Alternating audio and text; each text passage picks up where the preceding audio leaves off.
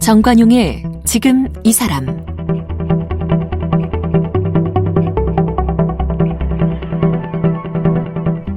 여러분 안녕하십니까? 정관용입니다. 코로나 확산 이후로 배달이 크게 늘어났죠. 통계청에 따르면 지난해에 온라인 배달 음식 거래액이 17조 3,800억 넘었습니다. 전년 대비 78.6% 증가. 그리고 지난해 택배 물량이 33억 8천만 개, 30억 개를 넘어섰고 온라인 쇼핑 거래액도 161조 1천억 원, 통계 작성 이후에 최대치를 기록했습니다. 자, 이러다 보니까 이 배달 물량은 많고 시간은 없고 일손이 달리다 보니까 사고도 잦고요. 요즘 들어 과로에 시달리는 택배 노동자들, 사고당하는 오토바이 배달맨들 이야기 많이 듣게 되는데 오늘은 이 기자로 활동하다가 택배 업체에 근무하고요. 또 배달 노동자로도 일하고 대리운전까지 하면서 이 생생한 삶의 현장, 플랫폼 노동 현장을 경험한 김하영 씨. 최근에 뭐든 다 배달합니다. 이런 제목의 책도 펴냈네요. 함께 만나보겠습니다. 김하영 작가는 대학에서 사회학을 전공했습니다.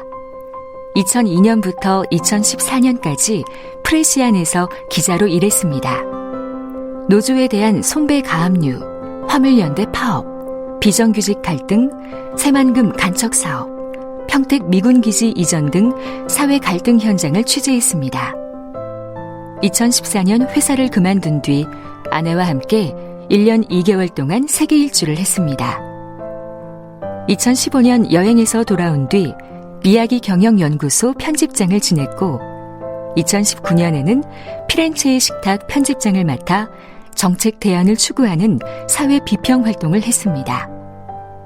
2020년에 회사를 그만두고 배달과 물류센터, 대리운전 등 이른바 플랫폼 노동이라 불리는 현장에 뛰어들었습니다. 직접 노동을 한 삶의 현장을 기록한 책 뭐든 다 배달합니다를 썼습니다. 김하영 작가 어서 오십시오. 네, 안녕하세요. 네, 방금 프로필 이렇게 쭉 보니까 기자나 뭐 매거진 편집자 이런 삶을 살아오셨더라고요. 예, 기자 생활을 쭉 해왔죠. 그죠? 네. 근데 갑자기 웬 플랫폼 노동이에요? 네.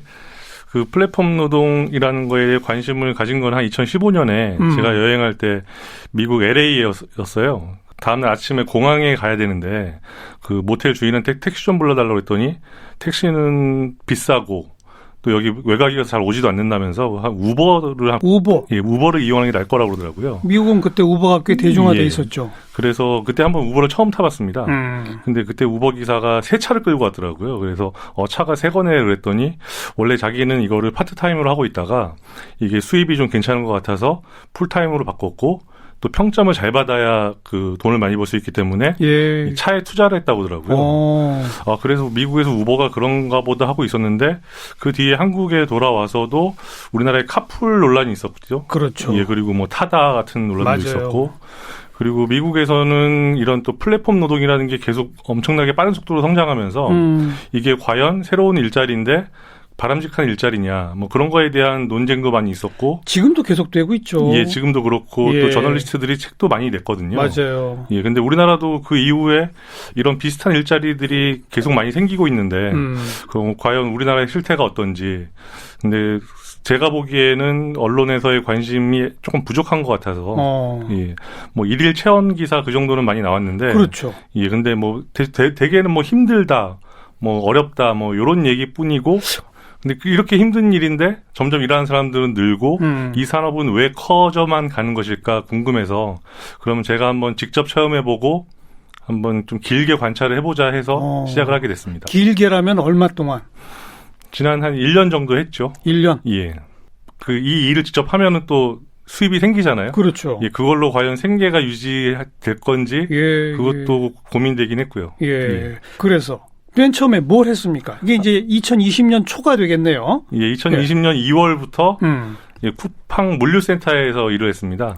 예, 거기는 이제 일용직 채용을 많이 하는데요. 그냥 전날 이렇게 지원한다는 문자 보내고 이렇게 채용이 됐다 그러면은 다음날 가가지고 일을 하는 거예요. 쉽게 말하면 물건 나르는 일이죠. 예, 이렇게 주문이 들어오면은 그 가면은 PDA 단말기 하나씩 주거든요. PDA. 예, 거기에 단말기에 이제 제가 집어와야 할 물건들이 뜹니다. 그러면 카트나 뭐 이런 걸 끌고 다니면서 그 물건을 담아가지고 포장대에 갖다 주는 일. 그런 걸 처음 했습니다. 물류센터가 굉장히 큰가 봐요. 예, 제가 보기 어림잡아 한 축구장 하나 크기? 한 층이 그 정도 되니까요. 그게 몇 층짜리예요? 7층짜리 건물입니다. 근데 7층짜리 건물인데 한 층이 높이가 한 일반 아파트 한 3층 정도 돼요. 층고가 높군요. 예, 그러니까 높이만 따지면 한 20층 아파트 정도 되는 건물이죠. 그러니까 그 어마어마한 건물 안에 미리 물건을 다 갖다 놓는군요. 예, 물건을 미리 다 갖다 놓고 주문이 들어오면은 그거를 바로바로 이렇게 날라서 포장해서 바로 보내기 때문에 뭐 당일 배송, 총알 배송 이런 게 가능한 시스템인 것 같습니다. 그렇군요. 그러면 이제 그 넓은 곳에서 어느 위치에 가야 그 물건이 있는지 이런 거는 정확히 떠요?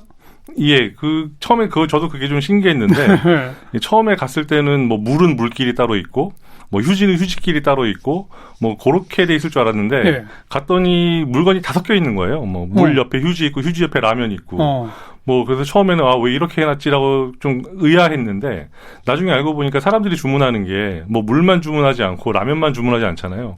뭐 물 한 박스, 라면 한 박스 이렇게 주문하니까 그렇죠. 이거를 다 섞어놓고 그 PDA 단말기는 동선을 최적화해서 이 작업자에게 알려줍니다. 야, 예, 그러면은 그 작업자는 물 가지러 갔다가 라면 가지러 갔다 이리저리 왔다 갔다 할 필요 없이 그냥 바로 그 옆에 있는 거 담아가지고 갖다 줄 수 있는 거죠. 나름대로 그 동선 계산을 해서 배치까지 해놓는 거로군요. 예, 그렇습니다. 예, 그럼 몇 시에 출근해서 몇 시까지 일하는 거예요? 이게 타임이 세 가지가 있는데요. 그 오전 8시부터 오후 5시까지 일하는 타임이 있고 또 오후 5시부터 밤 한 10시, 12시까지 하는 게 있고 또 새벽에 일하는 게 있어요. 저는 이제 주로 이제 낮 타임 오전 8시부터 오후 5시까지 일을 했습니다. 그러면 출근해서 하루 종일 그 안을 뛰어다니는군요. 예, 하루 종일 뛰어다니죠. 제가 처음에 2월 달에 출근했는데 그때 처음에 이제 물류센터 안에 일하러 들어가기 전에 관리자한테 물어봤어요. 그때 날씨가 좀 추우니까 파카를 입어야 되느냐. 그랬더니 관리자 그러더라고요. 굳이 안 입으셔도 될 것 같습니다. 근데 그 이유를 하루 일해보니까 알겠더라고요. 그때 추운 날씨였고 거기는 너무나 넓고 크기 때문에 난방 같은 게 제대로 안 되거든요. 예. 그런데도 하루 일하면서 그 땀이 흠뻑 젖을 정도로 그렇게 많이 힘들었죠. 하루 얼마 벌어요, 그러면? 작년에는 최저 시급이 8,590원이었죠. 예, 딱 시급 8,590원 법니다. 그러면 하루 일당으로 치면은 한 68,000원 정도 되고요. 거기서 고용보험 0.8% 떼고 그렇게 지급이 됩니다. 그러니까 그 일한 양만큼 받는 그게 아니네요. 그걸 시급으로 계산을 하네요. 예. 하나하나 일을 마칠 때마다 PDA에 새로운 주문이 뜨고 그렇게 되는 시스템인 거예요? 예, 그 PDA 주문이 뜨면은 이제 그거를 다 완수해서 포장대에 갖다 주면은 이제 다시 이제 또 할당을 받아서 다시 또 갖다 오고 계속 그 반복입니다. 누구 좀 더 몸이 재빠른 사람은 더 많이 하고 좀 둔한 사람은 적게 하고 그러겠네요. 그렇죠. 근데 그 차이는 임금에는 반영이 안 되고? 임금에는 반영이 안 되는데 그게 그 자기가 얼마나 일을 했는지 얼마나 많은 물량을 날랐는지 PDA의 수치가 뜹니다. 다 뜨겠죠. 예, 처음에 관리자가 그러더라고요. 이 수치가 절대적인 건 아니지만 이 수치가 뭐 기준선 이하로 떨어지면은 다음 채용 때 약간 좀 불이익이 있을 수 있습니다라고는 얘기를 해주더라고요. 그 일용직으로 뽑히는 건 어렵지 않아요? 보니까 아까 뭐 문자 보내니까 바로 오라고 그랬다고요? 저는 한 3번 정도 떨어지고 예, 한 4번째 그게 됐거든요. 저도 처음에는 그냥 보내면 다 그냥 언제나 일을 할 수 있을 줄 알았는데 그건 아니더라고요. 여기도 항상 인력의 수급이 있기 때문에 그건 아니었던 것 같고 그렇게 처음에 이제 4번 만에 일을 하고 나니까 그때부터는 이제 계속 뽑히더라고요. 예, 아무래도 그 업체 측에서도 뭔가 좀 경력자를 선호하다 보니까 신입은 진입 장벽이 약간은 좀 있는 것 같긴 합니다. 그거는 그러니까 매일매일 그렇게 신청해서 뽑혀야 되는 거예요? 뭐 한 달 계약 이런 게 없어요? 거기도 이제 뭐 3개월, 6개월 계약직 사원도 있고요. 그런데 물량이라는 게 항상 이렇게 변하잖아요. 주문량이. 그래서 그거에 따라서 물량에 탄력적으로 대응할 수 있게 일용직을 운용을 하는 것 같아요. 그렇군요. 네. 그것은 그럼 어느 정도 기간을 일한 것 같아요? 거기서 한 3개월 정도 일을 했습니다. 거의 매일매일 이렇게 채용되는 방식을 통해서? 예, 근데 뭐 저는 또 다른 일이 있었기 때문에 매일 나가진 않았고요. 예, 한 일주일에 한 2-3번 정도? 근데 그렇게 일하시는 일용직 분들이 많으세요. 예. 주말에만 나오시는 분들도 계시고 또 이제 야간에만 하시는 분들도 계시고 그렇게 요즘 뭐 N잡노라고 하죠. 이제 부업으로 하시는 분들. 그렇죠. 그런 분들이 그렇게 오시는 경우도 있고 아니면은 뭐 택시 운전하시다가 오시는 분, 네. 아니면 뭐 콜센터에서 일하다가 또 남는 시간에 일하시는 분, 그렇게 일용직으로 오시는 분들이 꽤 많은 것 같더라고요. 자, 그 경험에서는 뭐가 가장 좋았고 뭐가 가장 힘들었어요? 좋았던 거는 제가 그 뭐 기자였다 보니까 사람들이 이런 걸 사는구나. 예, 뭐 그런 것들을 많이 배울 수 있었어요. 주문이 뭐가 많이 들어오는지. 예. 그래서 한 번은 이렇게 무알콜 맥주가 이렇게 주문이 계속 들어오는 거예요. 그래서 뭐 술을 좋아하는 입장에서 어떤 사람들이 과연 무알콜 맥주를 먹나 되게 궁금하더라고요. 근데 처음엔 저는 이게 노래방이나 이런 데 이렇게 납품되는 건 줄 알았거든요. 근데 나중에 알고 봤더니 임산부들이 이렇게 무알콜 맥주를 시킨다고 하더라고요.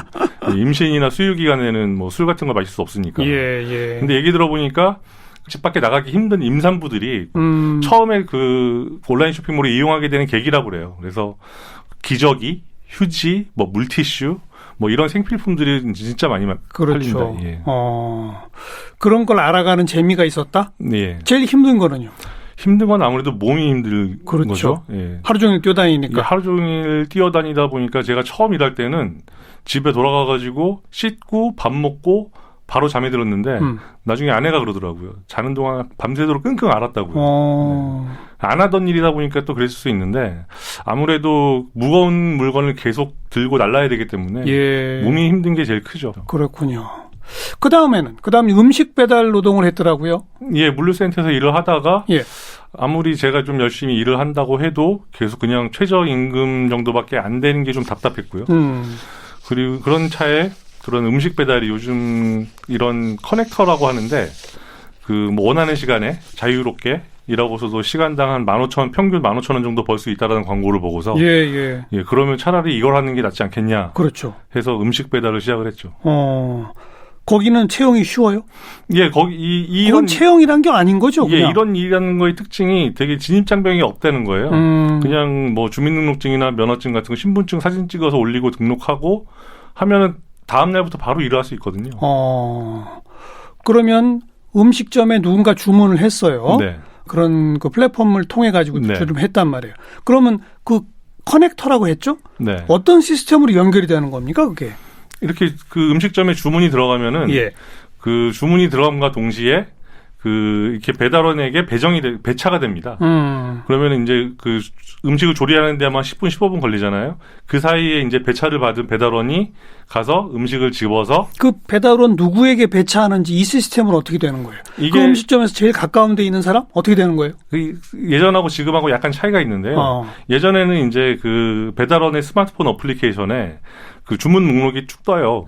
그러면 이제 배달원이 거기에서 이제 골라가지고 내가 선택하는 거예요. 자기가 선택을 해서 이제 배달을 했거든요. 예. 근데 그 한 3개월 전부터 조금 바뀐 방식이 뭐 AI 추천 배차라고 그래서 그 배달원이 이제 고르는 게 아니라 그 이제 회사 측에서 자동으로 이제 배차를 해줍니다. 이 배달원이 어디에 가까이 있고 뭐 어떤 운송수단을 사용하고 그런 걸 계산을 해가지고 이제 배차를 해주면은 이제 배달원은 이제 그걸 할지 말지만 결정을 하고 그 배달을 하게 되는 거죠. 네. 뭘로 했어요? 오토바이 샀어요? 어떻게 했어요? 저는 자전거로 했는데요. 오토바이로 하기에는 약간 좀 진입장벽이 있는 게 일단 오토바이가 한 400만 원 정도 합니다. 그리고 보험료가 연간 한 400만 원 정도 돼요. 그래요? 제가 나이가 40대 중반인데 이게 나이가 어릴수록 점점 비싸지거든요. 그렇죠.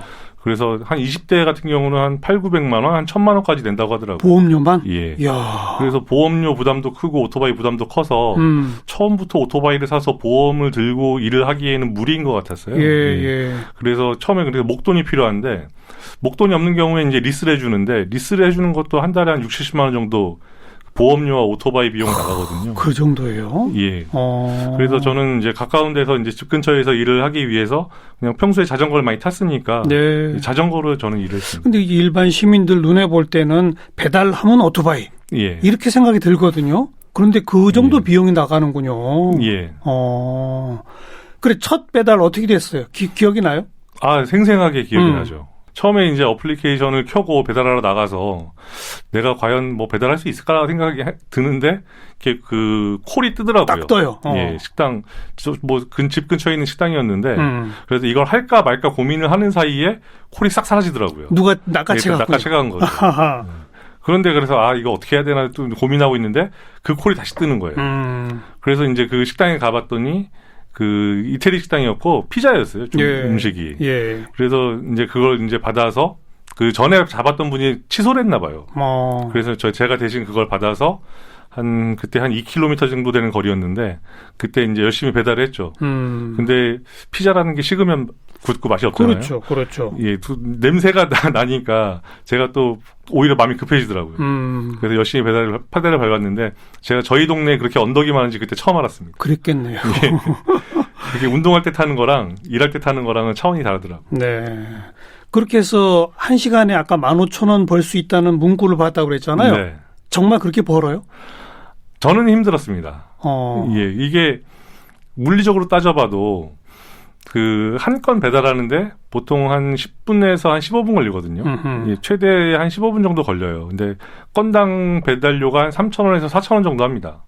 그러면은 1시간 동안에 최대로 할 수 있는 게 한 3건, 4건 정도거든요. 그렇죠. 거기다가 이제 또 조리하는데 오래 걸리면은 그 음식 다 될 때까지 기다리는 시간까지 있어야 되고. 그래서 한 평균 1시간에 한 2-3건 한다고 치면은 그래봐야 이제 한 10,000원, 9,000원, 12,000원 정도거든요. 1시간에. 그 정도이고 게다가 음식이 주문이 몰리는 뭐 점심시간, 저녁시간 이렇게 피크 타임에는 그렇게 주문이 들어오는데 그렇겠네요. 예, 그 외의 시간은 또 주문이 뜸해지니까 거의 뜨질 않는 때도 있는 거죠? 예, 뭐 날씨 좋고 그런 날은 음식 주문도 많이 떨어지거든요. 그렇죠. 예, 그런 날은 가가지고 한 건도 못 하고 들어온 날도 있고 그래요. 근데 잘하시는 분들은 정말 뭐 15,000원 이상 벌 수도 있나요? 예, 한간에 최근 기사도 그렇죠. 뭐 700-800 번다더라 막 이런 얘기들이 막 나와가지고 그게 예. 진짜냐 막 그런 궁금증들이 많았었잖아요. 있다고 하더라고요. 근데 뭐 제가 듣기로는 전체 배달 라이더 중에 상위 1%? 예, 그것도 이제 강남이나 뭐 이렇게 주문 많은데 그런 데는 또 강남 같은 경우는 아파트도 많고 직장도 많잖아요. 배달이 쉽죠. 예, 그 배달이 쉽고 거리가 가깝고. 예, 낮에는 이제 직장에서 주문 많고 저녁에는 이제 아파트에서 주문 많고 그렇게 하루 종일 주문이 많은 지역이 그렇고 근데 제가 아까 말씀드렸듯이 배달하는데 물리적으로 걸리는 시간이 있잖아요. 예. 근데 그렇게 배달을 해서 돈을 벌려면은 그 요즘 많이 문제가 되는 게 묶음 배달이라고 하죠. 한 번에 이렇게 6, 7개씩 담고서 예. 계속 돌아다니면서 배달하는 거. 예. 그래서 이제 자기는 시키는데 뭐 1시간, 2시간 걸리고 그런 일이 그렇게 생기는 거거든요. 그렇군요. 그렇게 한 번에 그렇게 많이 배달하지 않으면은 그렇게 벌기 힘든 구조고 그래서 좀 더 이제 무리해서 운전하게 되고 그런 일이 좀 많은 것 같습니다. 그리고 아마 방금 얘기한 뭐 강남 지역이다 뭐 이런 데는 또 배달 노동자들도 막 몰릴 거 아니에요. 그렇죠. 경쟁도 치열하겠어요. 그죠? 예. 요즘 이제 그런 배달 많은 데 가보면은 그 거리에 오토바이가 진짜 많은 거를 많이들 보시죠. 예. 그 음식 배달 노동을 통해서는 또 뭘 느꼈습니까? 뭐가 가장 재밌었고 뭐가 가장 힘들었습니까? 처음에 물류센터에서 일할 때는 그 사람하고 대화할 일이 전혀 없었거든요. 사람 만날 일이 없죠. 예, 하루 종일 PDA 보고 물건 나르고 거기서 하루 종일 물건과 대화를 하다가 오는 그런 지경이었는데 예. 이제 음식 배달할 때는 이제 음식 가지러 가면은 식당 주인하고 식당 주인분들이 잘 부탁드립니다라고 인사도 해주고 그리고 이제 배달을 가면은 어쨌든 배고프신 분들이 이렇게 음식을 기다리고 있다가 음식이 오면 반갑잖아요. 예. 그래서 뭐 수고하신다, 조심하셔라 이런 인사도 많이 듣고 약간 좀 그런 게 좀 보람이 있다고 느껴질까? 예, 또 그리고 그 열심히 이제 그 식당 운영하시는 자영업자분들한테 뭔가 좀 도움이 된다는 생각. 네. 예, 그런 것 때문에 좀 보람은 느꼈던 것 같아요. 힘들었던 건? 역시 또 몸이 힘들다. 예, 몸이 힘들고 그리고 아무래도 이게 바깥에서 하는 일이다 보니까 위험하죠. 뭐 다친 적 없어요? 제가 작년 12월 말에 배달하다가 언덕길에서 블랙 아이스라고 하죠. 예, 거기에 미끄러져가지고 구르면서 팔이 부러졌습니다. 아, 그래요? 예. 계속 치료받고 있고요. 아이고, 크게 부러졌군요. 예, 뭐 수술을 했는데. 아이고. 근데 들어보면은 이제 뭐 배달하시는 분들 뭐 괜찮으신 분도 있지만 그래도 한 1년에 사고 한두 번씩은 꼭 저런. 크게 작게 나시는 것 같아요. 그만큼 위험하다 이런 이거네요. 네. 그다음 이제 대리운전도 또 했어요. 네, 이제 음식 배달을 하다가 아무래도 수입이 좀 시원찮은 것 같아서 그 대리운전이 잘만 하면은 그래도 꽤 수입이 괜찮다는 얘기를 들었거든요. 계속 들은 대로 하는군요. 예. 대리운전은 뭐 어때요? 대리운전도 일단 등록하는 건 쉽고요. 예. 운전면허증 보내고 어쨌든 사람 만날 일이 없습니다. 사진 찍어서 보내고 보험가입 심사를 받거든요. 예. 그 보험가입 심사 통과하면은 또 그 다음 날부터 바로 이제 시작을 할 수 있습니다. 역시 콜 뜨는 대로 이제 잡는 거고. 예, 이제 거기는 이제 더 치열하죠. 음식 배달 노동하고 시스템은 비슷하네요, 그거는. 시스템은 비슷한데 대리운전은 이제 거의 서울 전역, 수도권 전역을 대상으로 일을 하는 거잖아요. 지역 내 경쟁이 아니로군요. 예.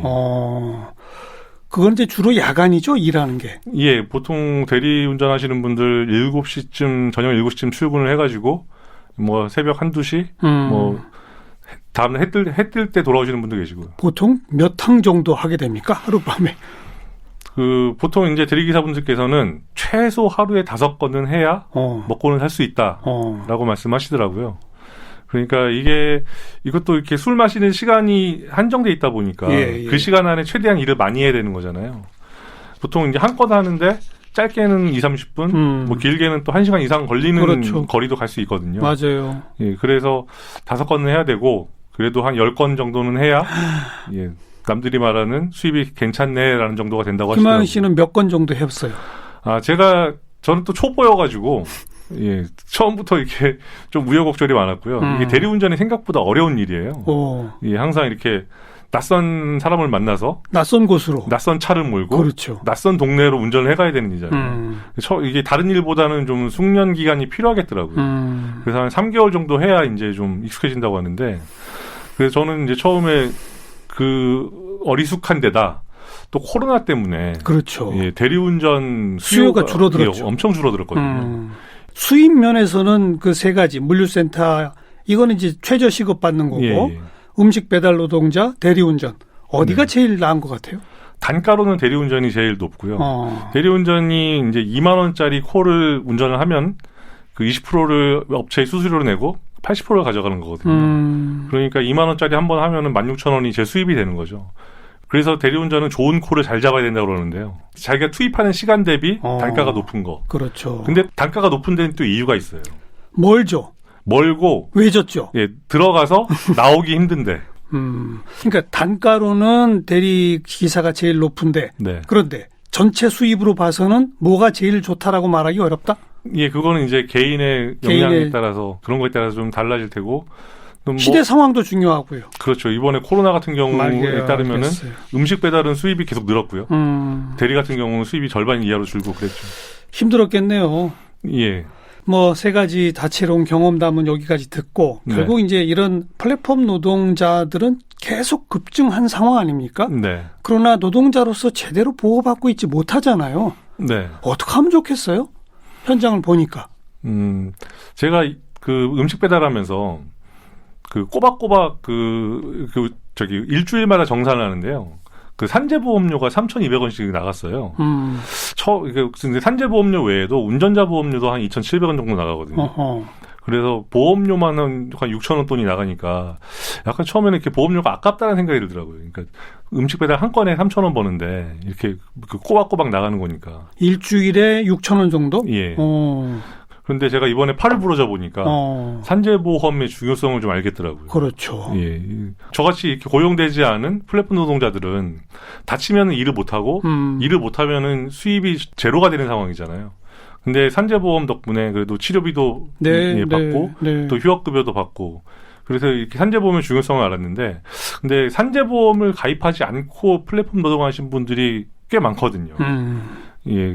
제가 일한 배달의민족 같은 경우는 산재보험료를 꼬박꼬박 내고 있는데 그렇지 않은 회사들도 꽤 있고 그리고 대리운전기사 같은 경우는 산재보험이 제가 알기로는 전국에 7명 들어있나?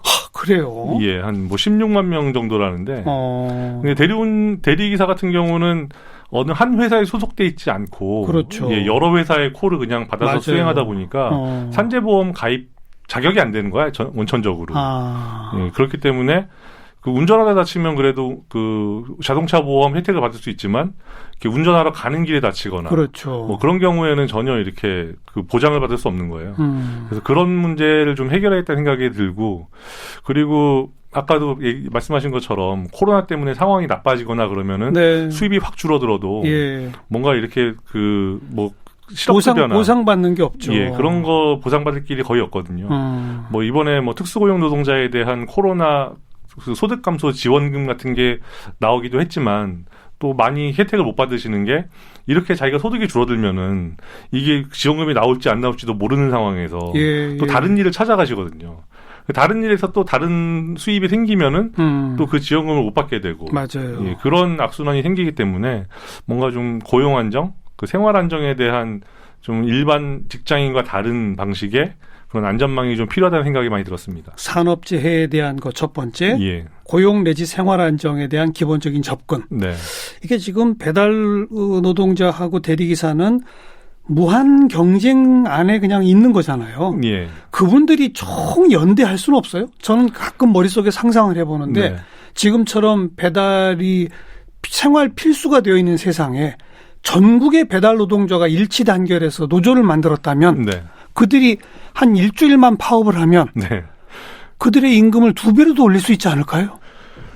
물론 그렇죠. 그리고 예, 그렇게 노력을 하시는 분들도 지금 열심히 활동을 있죠. 하고 계시고. 예. 그런데 제가 일을 해보니까 결코 쉽지 않은 게 그 두 가지 이유가 있는데요. 그 첫째는 그 일단 연대를 하기 쉽지 않은 게 이렇게 서로 이렇게 얼굴을 맞대고 마주 보면서 일을 하는 게 아니라 그렇죠. 다 각자 개인이 따로따로 일을 하잖아요.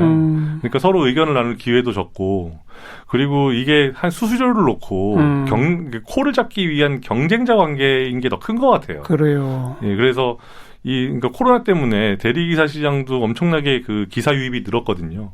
그러면 오히려 경쟁이 심해지고 예. 저 사람이 동료라기보다는 경쟁자라는 생각을 갖게 되는 것 같아요. 그리고 두 번째는 이게 전업과 부업이 섞여 있는 직종인 거예요. 그렇군요. 예.